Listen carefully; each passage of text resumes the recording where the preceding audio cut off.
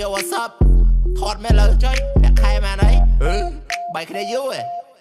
ចុយយក9ឯនៅសួរប្រាក់ខែទៀតអាឈួតមែនប្រាក់ខែមួយខែមួយលានដាញ់ចិត្តមុំដូចតែហ៊ានឲ្យប៉ុំว่ามาก่อนมาលើសងធានប្រាក់ខែមួយខែមួយលានដាញ់ចិត្តមុំដូចតែហ៊ានឲ្យប៉ុំว่ามาก่อนมาលើសងធានមកទៅសេរីថ្មីដំបូងសពុតក្លេទៅស៊ីបបក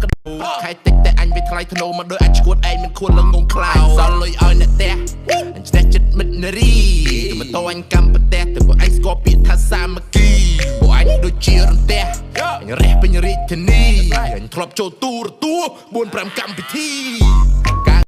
Yo what's up ថតមែនលើចុយប្រាក់ខែមែនអីបាយគ្នាយូរចុយយក9ឯនៅសួរប្រាក់ខែទៀតអាឈួតមែនប្រាក់ខែមួយខែមួយលានដាញ់ចិត្តមុំដូចតែហ៊ានឲ្យប៉ុំว่ามาก่อนมาលើសងធានប្រាក់ខែមួយខែមួយលានដាញ់ចិត្តមុំដូចតែហ៊ានឲ្យប៉ុំว่ามาก่อนมาលើសងធានមកទៅសេរីថ្មីដំបូងសពុតក្លេទៅស៊ីបបកខែតិចតែអញវាថ្លៃធ្នូមកដោយអាចឈួតឯងមិនខួនលងងខ្លាយសល់លុយឲ្យអ្នកផ្ទះ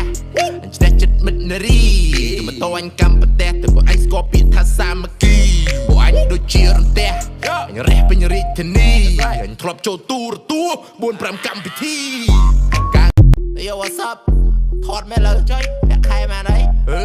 បាយគ្នាយូរចុយយក9ឯនៅសួរប្រាក់ខែទៀតអាឈួតមែនប្រាក់ខែមួយខែមួយលានដាញ់ចិត្តមុំដូចតែហ៊ានឲ្យប៉ុំว่ามาก่อนมาលើសងធានប្រាក់ខែមួយខែមួយលានដាញ់ចិត្តមុំដូចតែហ៊ានឲ្យប៉ុំว่ามาก่อนมาលើសងធានមកទៅសេរីថ្មីដំបូងសពុតក្លេទៅស៊ីបបកខែតិចតែអញវាថ្លៃធ្នូមកដោយអាចឈួតឯងមិនខួនលងងខ្លាយសល់លុយឲ្យអ្នកផ្ទះអញស្ទះចិត្តមិត្តនារីទៅមកតអញកម្មប្រទេសទៅពួកឯងស្គាល់ពាក្យថាសាមគ្គីពួកអញដូចជារន្ទះអញរះពេញរាជធានីអញធ្លាប់ចូលទូរទស្សន៍ 4-5 កម្មវិធី